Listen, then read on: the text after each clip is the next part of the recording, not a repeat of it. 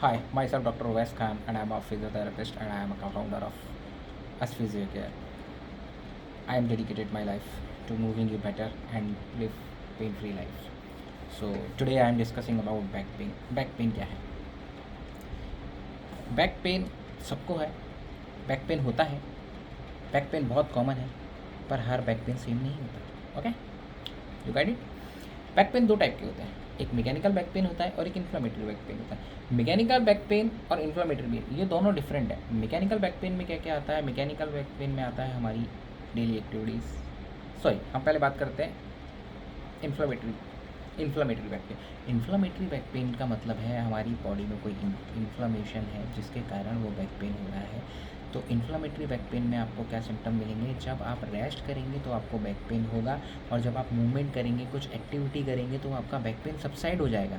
जब आपको रात को सोएंगे तो उस बैक पेन की वजह से आप रात को सो नहीं सकते, आपकी स्लीप डिस्टर्बेंस होगी, जिसके कारण अगर ये सिम्टम आ रहे हैं तो इट मीन्स है कि आपको इन्फ्लामेटरी बैक पेन है. और इन्फ्लामेटरी बैक पेन है तो बेटर होगा कि आप किसी रीमेटोलॉजिस्ट से मिलें. आपको अर्थराइटिस होने के सिम्टम है, पर 100% नहीं है कि आपको अर्थराइटिस ही हो, पर बेटर होगा कि आप एक रीमेटोलॉजिस्ट से मिलें, कंसल्ट करें, उससे मिलें.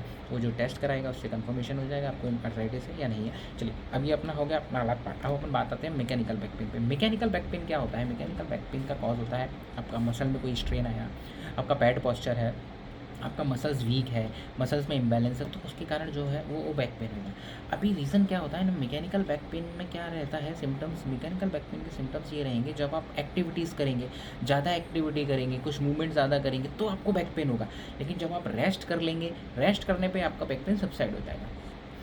It is different from the inflammatory back pain. Okay, so जैसे बैक पेन का मेन कारण है बैड पॉस्चर होना, आपकी सेडेंटरी लाइफ होना. मोस्ट ऑफ द टाइम आप लैपटॉप पे बैठे हुए हैं, आपकी सिटिंग बहुत ज़्यादा है तो आपकी मसल्स टाइट होंगी, आपकी मसल्स वीक होंगी. आपका इम्प्रॉपर शूज़ है, अगर आप इम्प्रॉपर शूज़ पहन के भी वॉक कर रहे हैं तो भी आपको बैक पेन होगा. जो मसल्स की बात करते हैं तो मसल्स में इम्बैलेंस हुआ, जैसे लोअर क्रॉस सिंड्रोम हुआ, जिसमें आपकी एंटीरियर मसल्स टाइट हो जाती हैं, बैक की मसल्स वीक होती हैं तो वो नीचे से टाइट करती हैं. इलियोसास मसल टाइट होगी तो भी आपको बैक पेन होगा. हैमस्ट्रिंग मसल टाइट होगी तो भी आपको बैक पेन होगा. पेल्विक टिल्ट होगा, ऊपर नीचे होगा तो भी आपको बैक पेन होगा.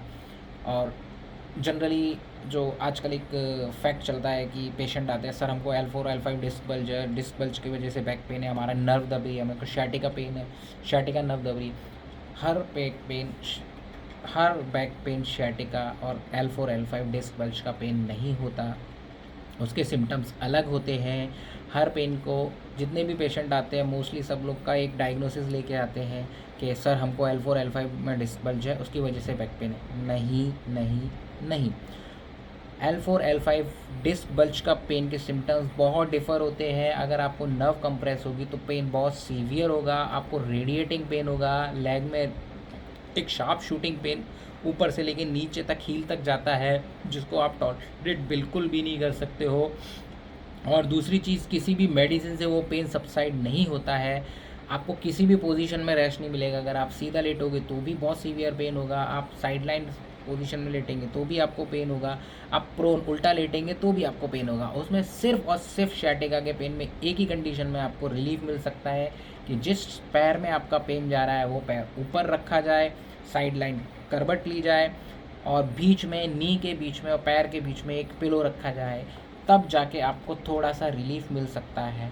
ये सिम्टम्स होते हैं डिस्क बल्ज के पेन के. अगर ये सिम्टम नहीं है, आपको कफ में, स्नीजिंग में अगर शार्प शूटिंग पेन नहीं आ रहा तो आपको डिस्क बल्ज नहीं है. फिर भी कोई भी प्रायर डायग्नोसिस से पहले मैं आपको सजेस्ट करूंगा कि आप अपने आसपास के किसी एक फिजियोथेरेपिस्ट के पास जाएं, उससे अपने सिम्टम्स को डिस्कस करें, उसको एक बार डायग्नोसिस करने का मौका दें, उससे डायग्नोसिस करवाएं, उसके बाद ट्रीटमेंट स्टार्ट करें.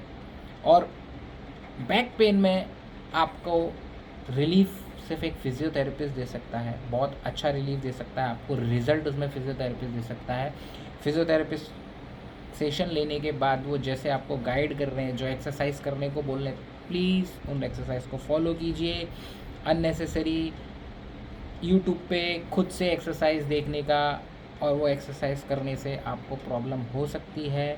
खुद से चीज़ों को डायग्नोस ना करें, गूगल से कंडीशंस को डायग्नोस ना करें. बेटर होगा। फिज़ियोथेरेपिस्ट के पास जाएँ, सिम्पटम्स बताएँ, उसको डायग्नोज़ करने का मौका दें और जैसा वो कहता है उसको फॉलो करें और पेन फ्री लाइफ जिएँ। बाय।